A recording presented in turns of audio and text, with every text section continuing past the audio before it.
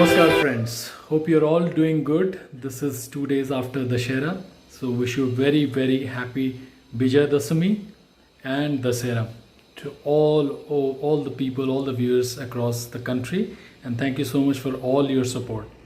So this is the last episode of the Swabhiman series that I started in the month of August, and if you've been following the last two videos in August and September, you would know the background. But I'll try to make it inclusive if you're watching this, and you, I'm sure, will be interested to watch the next one. Now, self-respect in professional life. Now, honestly tell you, I do not treat this or deal with this very differently or separately. For me, it is anyways part of the life. Particularly in professional world, we come across many situations where you're forced somehow or the other to compromise on your self-respect and dignity. It is a fact that senior management is not ethical. It will percolate down. And in many organizations that happens. In many organizations we do see these kind of a behavior where people are forced to compromise on their self-respect and dignity, Swabhiman, Atmasamman and all that. Now my suggestion to you is really coming out of what I have observed in my life, what I have experienced in my life. Whatever I could achieve it without bending over, without losing my self-respect. For me, feedback is extremely important. I think you cannot be reading all the books in the world. You cannot be having all the experiences in the world. The only way to get that is conversation, and at times conversation in the form of feedback. And that is a great tool to improve. So feedback is very important, very good. You don't consider that to be bending over or losing unless the language used there is not up to the mark. But anyways, let's keep that aside. But to bend over for petty things, for material things in your professional life is something that I am not agreeable to.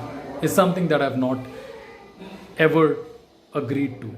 I had situation where some senior management people told me on the face, if you did that, if you behaved in this way, we would have considered you for this.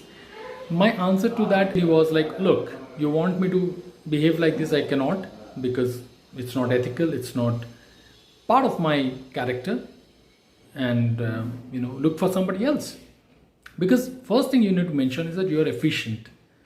You're competent to do what you are hired to do. Right? Or probably even if you're running your business, you're competent enough to run it without losing your self-respect and dignity.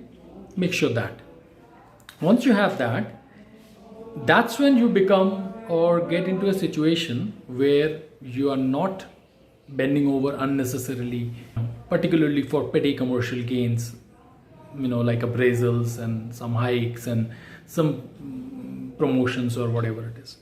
Because if you're competent enough, you will go the distance.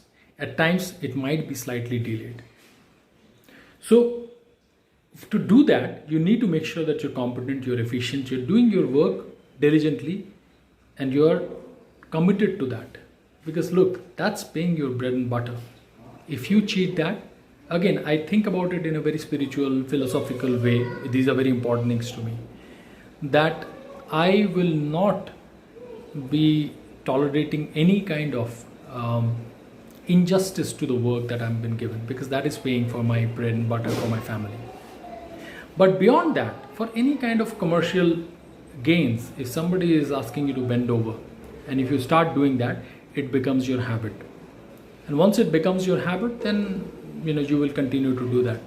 I am no one to answer this for you that do these people find success more often or not. That I leave for you to judge, because you also have to judge that what is success for you. Because if you remember, or if you have seen my previous videos, you would know that first you have to define what is success and what cost are you ready to pay for that. Once you have that clear in your mind, this will not be challenged. Like I said, it is part of my life. Anytime I have this situation, I am very clear. I don't need to think through a lot of things, because I've wired my brain in a way that this is possible, that's not possible. And to be honest, most of the times I don't get those offers either. I would quote one incident, from the celebrity world. One interview with Saurav Ganguly was that when these Indian cricket was going through these match fixing and all that back in 90s, and somebody interviewed said that sort of did were you approached by the bookies ever to fix a match? Sort of said, unfortunately not. And I've checked with Rahul Dravid, he was never approached. I checked with Sachin, he was never. So that is also important. You might be approached, but I'm saying mostly people don't get the audacity to approach you with such shitty deals. They don't use the foul language with you because they know, they fear your integrity, and that's what I love. That's what I enjoy, and that's what I want you to remember.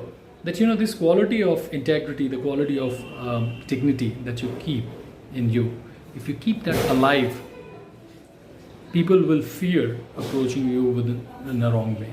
Coupled with that, with your hard work, your dedication, your commitment towards the work, whatever you're doing, business or a salaried job. In the wrong ways, we can get a lot of things, and in the right ways as well. The choice is yours. And my statements, my videos, my communication is always a proposal, not a enforced rule. With that, I wish you all a very dignified life, a self-respectful life. I hope you all remain happy in your life. The festive season is on. Enjoy yourself, and see you next time. Namaskar.